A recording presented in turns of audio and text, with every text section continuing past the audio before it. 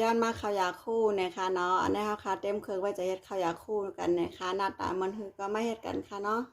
อันตั้งสุดมะโคมอุ่นไว้ค่ะมะโคมอุ่นหอมๆเลิงๆกันนะคะเนาะมักอุ่นไปเลิงก็เข้าค่ะก็มาต้มน้ำไม้จ้าไหนนะคะเนาะเอากาเจเข้าแสงกันค่ะต้องต้มน้ำเลือดเจนะคะเนาะเอาน้ำเลือดเจเข้าแสงค่ะเอาน้ำเลือดเจเข้าแสงก็คือเข้าแสงมัน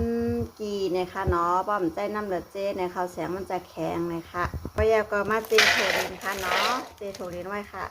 โถลินก็เอาน้ำกัดธรรมดาเจนะคะเนาะเกี๊ยกใส่โถลินน้ำก็เจน้ำค่ะเกี๊ยกเอก็ใส่เอนะคะเนาะเจโถลินเนี่ยก็ตั้งน้ำเหลือดเหลือจ้าไหนนะคะเนาะมาเคี่ยวน้ำออยกันค่ะน้ำออยโล่งน้ำตาลทรายโลหนึ่งนะคะเนาะเขามันหารีดค่ะเนาะข้าวเหนียวค่ะก็เกาน้ำออยน้ำเกลือหวานมันถึงเจิมเลยค่ะเนาะน้ำออยเจิมหมดอันไหนก็ไล่เอาค่ะปิดแพร่ไล่เอาเนี่ยค่ะเนาะไปถึงกัดค่ะ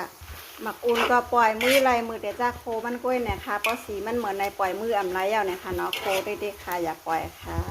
โคเหลืองเหมือนในก็ไล่เอาเนี่ยโคมาอุ่นเยอะกันนะคะค่ะก็เอาน้ำข้าวแสงมาตีข้าวขาวกันนะคะเนาะเตาคือมันเข้ากันนะคะเนาะแล้วก็ปล่อยไปหาโจมงค่ะนะคะเนาะ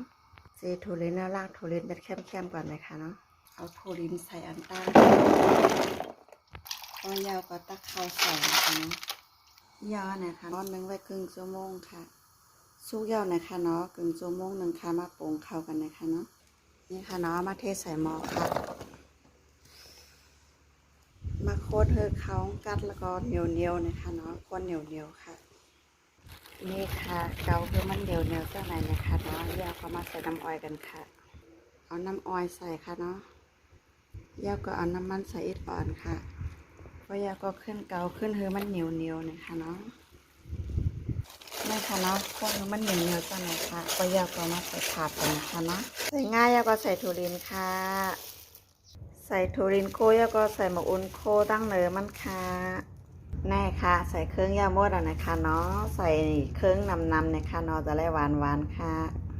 นี่ค่ะมาตัดยาวนะคะเนาะทีนั่งแสงเส้นจะตัดเป็นป๊อตเล็กๆแทงกัมค่ะลายตัดมันในก็อ่ำหยาบนะคะเนาะแล้วแต่เกี๊ยกค่ะเกี๊ยกเล็กเกี๊ยกใหญ่นะคะเนาะนี่ค่ะยาวก็เอามาใส่เนื้อใบตองค่ะเนาะใส่เนื้อใบตองก็เลยใส่ถ้วยใส่จานอะไรหมดค่ะเนาะนี่ยาวค่ะเขาอยากคู่ไปนั่งแสงสิ้นแต่ใครเฮ็ดเหมือนไปนั่งแสงสิ้นพองค่ะเนาะ